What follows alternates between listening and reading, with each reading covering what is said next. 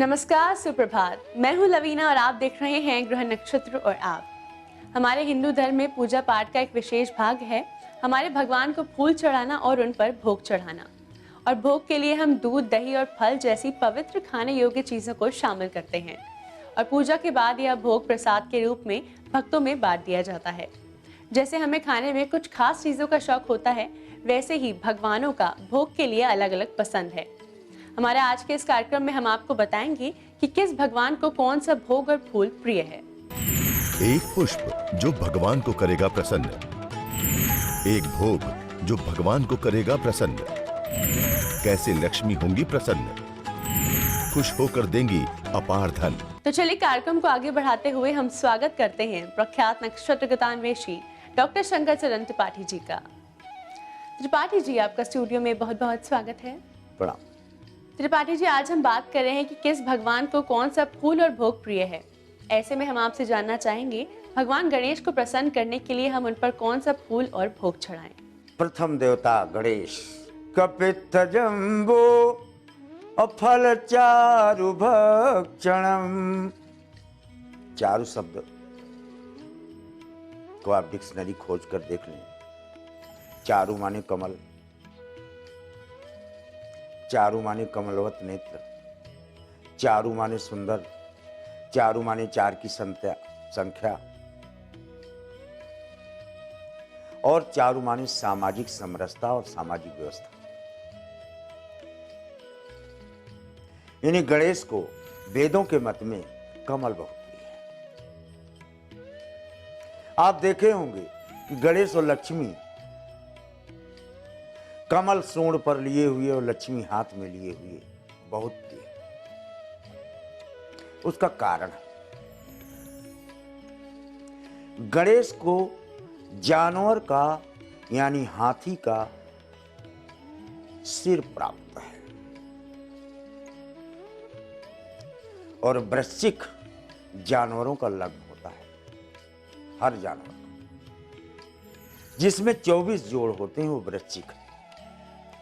ज्योतिष में तो तारा पुंजों का समूह बिच्छू की तरह दिखाई पड़ता है, इसलिए उसे बिच्छू कहते हैं, वृश्चिक कहते हैं। अन्यथा चतुष्पदीयम सह वृश्चिकोयम, जिसकी पूंछ पीछे से उठी हो और जो चार पैरों पर चलता हो वो वृश्चिक है। इसलिए गणेश को कमल बहुत प्रिय है, अत्यंत प्रिय है। इसके साथ ही फल कपित्थ, कैथा, जम्बू, जामुन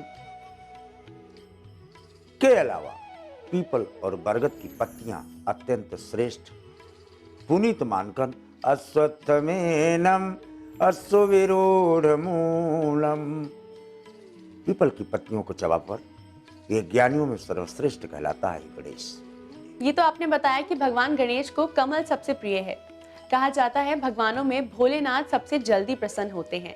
तो भोलेनाथ को प्रसन्न करने के लिए कौन सा भोग और फल प्रिय है। त्रिदलम त्रिगुणाकारम त्रिनेत्रम च त्रियायुधम त्रिजन्म पाप संघारम अबिल्वपत्रम शिवार्पणम हरिस्ते सहस्त्रम कमल बलिमादायो। यानी देवादिदेव महादेव को बिल्व पत्र, बेल का फल, बिल्व के पुष्प बहुत पसंद है। लेकिन बेल में पुष्प बहुत छोटा होता है, चढ़ाने योग्य नहीं होता। उसकी पत्तियां ही पुष्प फल का रूप मानी गई हैं। वो फल तो बेल आप जानते ही। लेकिन पुष्पों में सर्वाधिक प्रिय चंपक, चंपक, जलजम, कर्ण विसूचिकायात रात्रित पुष्पा शिवोहम तात्र दृष्टः। शिव में अहम शक्ति जोड़ने वाले जो भक्त हैं वो शिव को उन पुष्पों को अर्पित करते हैं जो नीले और सफेद हों, कनेर को छोड़कर। कनेर का पुष्प पसंद नहीं है महादेव को। बाकी सारे पुष्प जो रात्रि में सुगंधित या सुगंध छोड़ते हैं तथा दिन में सूर्य की किरणों से जिनका मुख खुल जाता है, वो पुष्प देवाधिदेव महादेव को बहुत पसंद है। अब हम आपसे जानना चाहेंगे भगवान हनुमान के बारे में। उन्हें कौन सा पुष्प और भोग प्रिय है, बताइए हमारे दर्शकों को। रक्तमालांबर धरम पुष्पम पीलितः रक्तरंजितः सैंदूर्यम मणिकापूर्णम वैदूर्णम फलवाप्नुयात्। हनुमान को लालिमा लिए हुए, पीलिमा लिए हुए, सिंदूर की आभा लिए हुए ऐसे पुष्प बहुत प्रिय। ध्यान रहे, वो सब पुष्प जो जिसमें मात्रात्मक प्रभाव विद्यमान है। मात्रात्मक यानी जैसे चंदन की लकड़ी को हाथ में रखने पर वो अपनी सुवास छोड़ जाता है, उसी प्रकार मात्रात्मक पुष्प ये होते हैं जो रखने मात्र से हाथ में आपके पूरे शरीर को सुवासित कर देंगे। ये पुष्प जो कर्पूर के सुगंध की, चमेली के सुगंध को लिए हुए हैं, ये बजरंग को बहुत प्रिय है। तो दर्शकों, त्रिपाठी जी हमें बता रहे हैं कि किस भगवान को कौन सा पुष्प और भोग प्रिय है। इसी के साथ वक्त हो चला है एक छोटे से ब्रेक का। ब्रेक के बाद हम जानेंगे भगवान लक्ष्मी को हम कैसे प्रसन्न कर सकते हैं, उन्हें कौन सा भोग और पुष्प प्रिय है। आप बने रहिए हमारे साथ कार्यक्रम ग्रह नक्षत्र और आप में।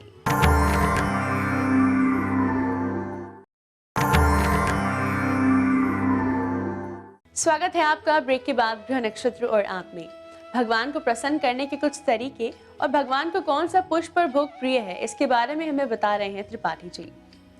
त्रिपाठी जी, ऐसे में हम आपसे जानना चाहेंगे माता लक्ष्मी को हम कैसे प्रसन्न कर सकते हैं, उन्हें कौन सा पुष्प और भोग प्रिय है।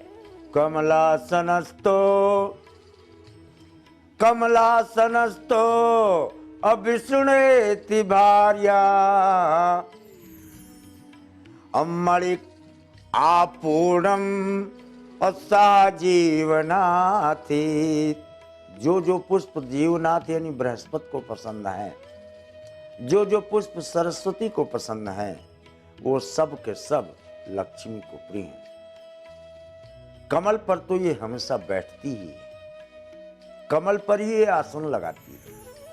कमलासनस्थो पद्मास्य रूपा।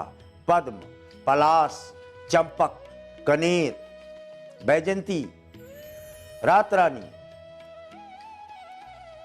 ये पुष्प मालकिन को, ब्रह्मांड नायिका को, त्रिपुर सुंदरी लक्ष्मी को अत्यंत प्रिय है। भोग सबके अलग अलग हैं। गणेश का भोग आपको बताया, कपित्थ जम्बू फलचारु भक्षणम। महादेव का भोग आप चढ़ा तो सकते हो लेकिन खा नहीं सकते, उस भोग को आप कुत्तों को बांट सकते हैं। और इसके बाद बजरंगबली को मोदक गणेश की तरह बहुत प्रिय हैं। लड्डू, वो भी मोतीचूर के। और लक्ष्मी को अमृत फल बहुत पसंद है। और अमृत फल तो डिक्शनरी या शब्दकोश में या वेदों के मत में एक तो गूलर के फल को अमृत फल कहा गया है। गूलर के पुष्प के साथ फल अर्पित कर देने पर दरिद्र से दरिद्र व्यक्ति जो इस संसार में जन्म लिया हो, जिसके भाग्य में ब्रह्मा लक्ष्मी लिखा ही ना हो, वो भी करोड़पति होते हुए देखा गया, ऐसा प्रमाणों से जाना जाता है। तो देवी देवताओं को कौन सा पुष्प और भोग प्रिय है, इसके बारे में आज हमें बताया त्रिपाठी जी ने। इसी के साथ वक्त हो चला है जानने का हमारे आज के पहले कॉलर कौन है। नाम रविंद्र कुमार, मुजफ्फरनगर उत्तर प्रदेश से बोल रहा हूँ। मेरी डेट ऑफ बर्थ 16 सितंबर 1957, 8:03 शाम का मुजफ्फरनगर का जन्म है। मेरी आर्थिक स्थिति बहुत ज्यादा खराब है, ये कब तक सही हो जाएगी, इसकी जरा मेरे को बता दें। मेष वृष मिक्सिरात, लेकिन यहाँ से आपकी आर्थिक स्थिति नहीं है। आर्थिक स्थिति आपकी गृहस्थ आश्रम पर पीड़ित थी। Born in 1957। जब कभी भी राहु के साथ शुक्र सप्तम हो जाए तो फिर शादी के बाद व्यक्ति का भाग्योदय डाउन ग्रेडिंग यानी नीचे जाता है, फिर वो उभर नहीं पाता। ये ध्यान रहे। अच्छा हुआ आप प्रश्न कर लिए, नहीं पूरी जिंदगी कोल्हू के बैल की तरह काम करते रहते और कभी भी नसीब न होता कि 2 पैसे संग्रहित हो जाए। पत्नी को तत्काल पैर के आभूषण आप दीजिए, तत्काल, चाहे चांदी का चाहे सोने का। न पैसा हो तो कृत्रिम दीजिए, नहीं तो धागा ही बांध दीजिए अपने हाथ से। 42 डेज बाद फिर प्रश्न करना आपकी आर्थिक स्थिति का स्रोत बना कि नहीं। आइए जान लेते हैं हमारे अंतिम कॉलर की क्या समस्या है। मैं विकास श्रीवास्तव, मेरा जन्म तिथि है 11/10/1971, जन्म दिल्ली में। हाँ जी सर, मेरा जन्म दिल्ली में जन्म है। दोपहर 1:03, डेट ऑफ बर्थ 11/10/1971। सर मैं आर्थिक तंगी से काफी परेशान हूँ। जितना कमाता हूँ वो पूरा नहीं कर पड़ पाता है और उधार से भी छुटकारा नहीं मिल पा रहा है, ऋण भी मुक्त नहीं हो पा रहा। गुरुदेव कोई ज्योतिष उपाय बताएं जिससे मैं इन तंगी से बाहर निकल पाऊँ। धन्यवाद। द्वितीय घर में मंगल होता है तो व्यक्ति की द्वितीय घर क्या है? द्वितीय घर में मंगल माने आपके मुख में तांबा, जरा देख लो, और तांबे के गिलास से पानी तक नहीं पीना होता, नहीं तो दरिद्र हो जाता है आदमी। वैसे भी दरिद्रता के कई कारणों में ये भी एक कारण है कि अगर आप तांबे के पात्र से कभी पानी पी लें या खाना खा लें तो भी दरिद्रता के अभिशाप से युक्त हो जाते हैं लोग, ऐसा प्रमाणों से जाना जाता है। रविवार को छोड़कर गोपनीय दान तांबे के सिक्कों का करें, आर्थिक स्थिति का उन्नयन आपका प्रारंभ हो जाएगा। और घर में तांबे के सिक्के बहुत गड़े होते हैं व्यक्ति के, वो भी दक्षिणी भूभाग में रसोई के, तो भी द्वितीय घर में मंगल पहुंचता है। ऐसा नहीं है कि ग्रह ऐसे ही बैठ जाते हैं, उसके ग्रही स्थितियां जो होगी उसके अनुसार ही ग्रह 12 खानों में बैठते हैं। त्रिपाठी जी, इतनी महत्वपूर्ण जानकारी के लिए और आपकी आज की उपस्थिति के लिए आपका बहुत बहुत धन्यवाद। प्रणाम। दर्शकों, इसी के साथ वक्त हो चला है एक और छोटे से ब्रेक का। ब्रेक के बाद आचार्य राजेश जी हमें बताएंगे क्या है प्रदोष व्रत का महत्व, कैसे एक व्रत से भगवान शिव होंगे प्रसन्न, जिससे साधना और संकल्प होंगे सफल।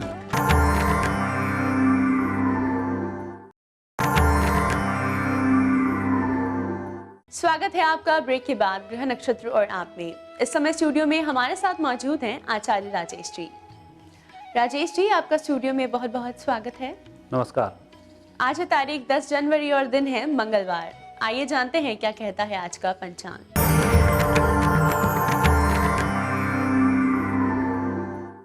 पौष मास शुक्ल पक्ष 13 तिथि मंगलवार का आज दिन है। शुभ समय दोपहर 12 बजे से दोपहर 1:30 तक, राहु काल दोपहर 3 बजे से दोपहर 4:30 तक। आज चंद्रमा रहेंगे वृषभ राशि में। राजेश जी, आज हम आपसे जानना चाहेंगे प्रदोष व्रत के बारे में। प्रदोष व्रत का महत्व क्या होता है? प्रदोष के व्रत में 3 प्रदोष मुख्य माने गए हैं, सोम, भौम और शनि। तथा सोमवार को जो प्रदोष पड़ता है उसको बोलते हैं सोम प्रदोष, मंगलवार को जो प्रदोष होता है उसको बोलते हैं भौम प्रदोष, और शनिवार को जो प्रदोष पड़ता है उसको बोलते हैं शनि प्रदोष।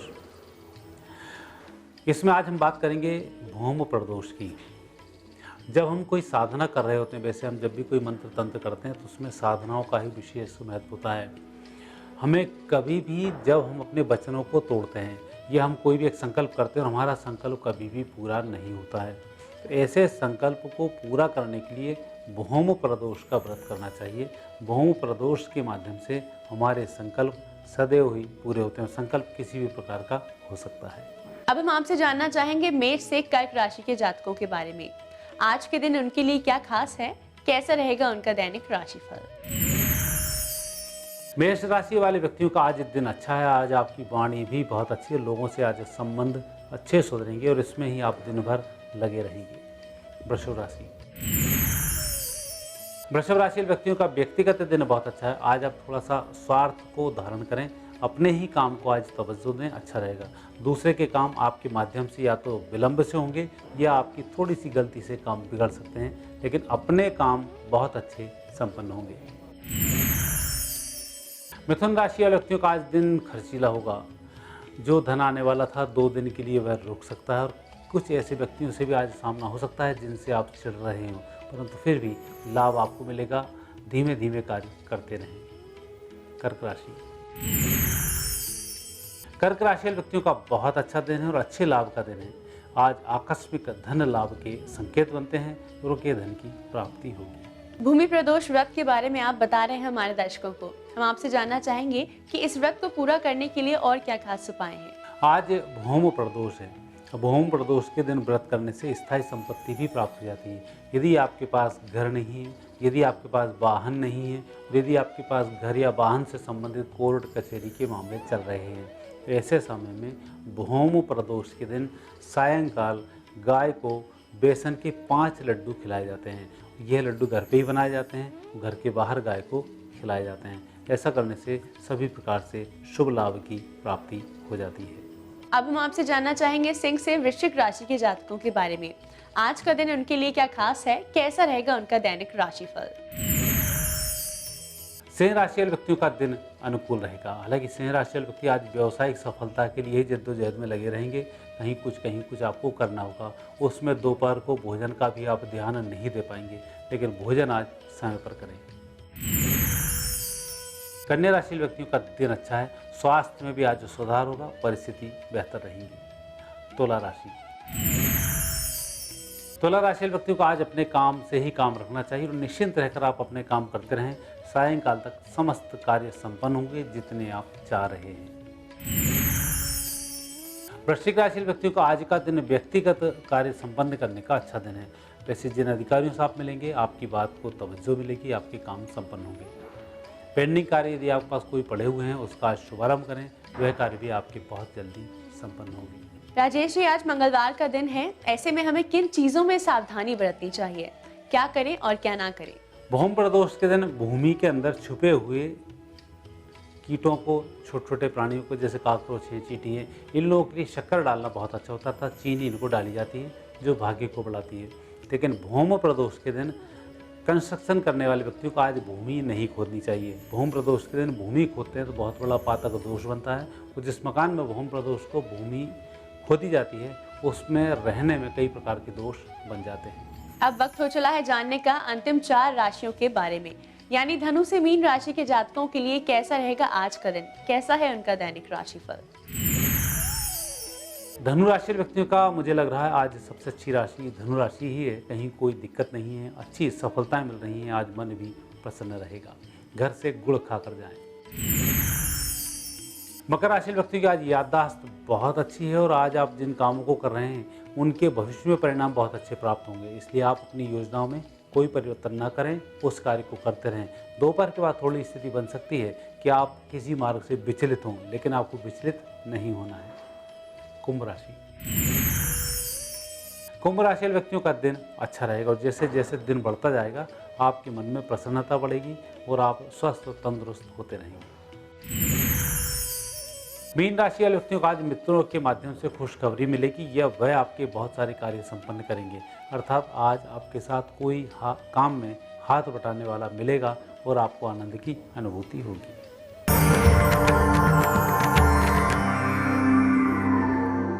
राजेश जी, आपकी आज की उपस्थिति के लिए आपका बहुत बहुत धन्यवाद। धन्यवाद।